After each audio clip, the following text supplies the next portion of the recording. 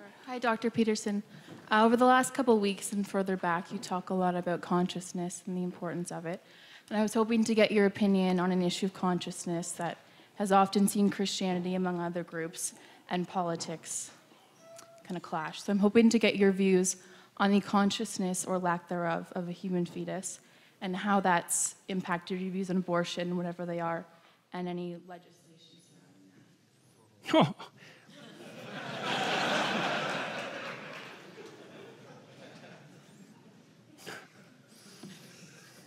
Thank you.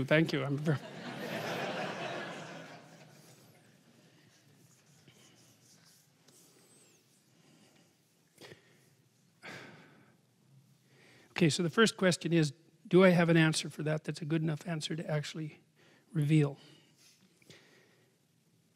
No, I don't, but I can flail about a little bit around it. Abortion is clearly wrong. I don't think anybody debates that. You wouldn't recommend that someone that you love have one. Okay, now, having clarified that, that mere statement doesn't eliminate the complexity of the situation.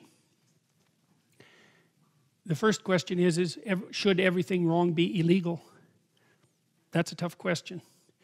Everything that's wrong isn't illegal. Then there's the additional complication of the difference, let's say, in gravity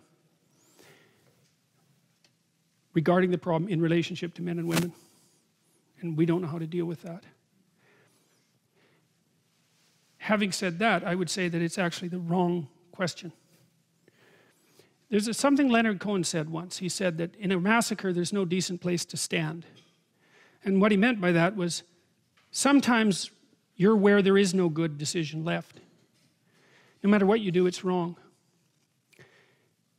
So then the question is, how did you get there? Well, let's say you're in a position where you are inclined to seek an abortion. The question is, how did you get there? Now, we have a lot to straighten out about the sexual relationships between men and women in the modern world. They're bent and warped and demented out of shape. One of the things I see with young people, for example, is that they will engage in sexual acts with one another that they would not talk about with one another. I mean, couples will do that for that matter, like married couples will do that, but they're married, that's a different story. It seems to me that if you are willing to engage in a sexual act with someone with whom you would not discuss that act, you probably put the cart before the horse. So, the discussion regarding the legality of abortion is nested inside a larger discussion about the morality of abortion, and that's nested inside a larger discussion about the proper place of sexuality in human behavior. And to me, that's the level at which the problem needs to be addressed. Now, I don't have the answer to that, because the old answer was get married. That's a good answer, and it's an answer that people should still listen to. But we'll put that aside momentarily. I had a client at one point who was, I don't know, she was probably, I'm going to disguise her in a variety of different ways. She was 27, 20, thereabouts, had come from a relatively conservative background, quite a timid, fearful person, and also not very well, not sophisticated in relationship to relationships. And she'd never had sex. Well, there's a bunch of things she'd never done. Well, the answer from me to her wasn't continue to be timid about everything, because that wasn't working out for her. She needed to go have some adventures. Now, sexual adventures, like other adventures, are dangerous. And so you have to be very careful when you encourage people to go out and have adventures. But too much timidity and caution also constitutes a pathway to perdition, let's say. You can't just say to people in the modern world, well, no sex till you're married, unless you're going to get married when you're very young, and perhaps you should. I don't know about that.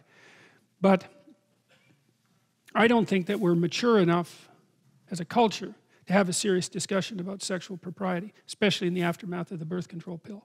And we seriously need to do that, and we haven't.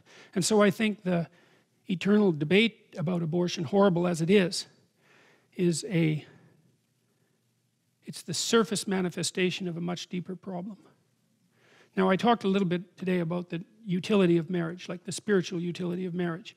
And that's something that I think we're so immaturely cynical as a culture. Like we're not wise enough to look at an institution like marriage and to really think about what it means and what it signifies. It signifies a place that people can tie the ropes of their lives together so that they're stronger. It signifies a place where people can tell the truth to one another. It signifies a place where sexuality can properly be integrated into life. That's no easy task. It's a place where children, at least in principle, can be put first and foremost as they should be once they exist. And so there's a much broader discussion that has to happen, I think, before any concentration on the legality of abortion is liable to get anywhere at all. That's what it looks like to me. So that's the best I can do with that question.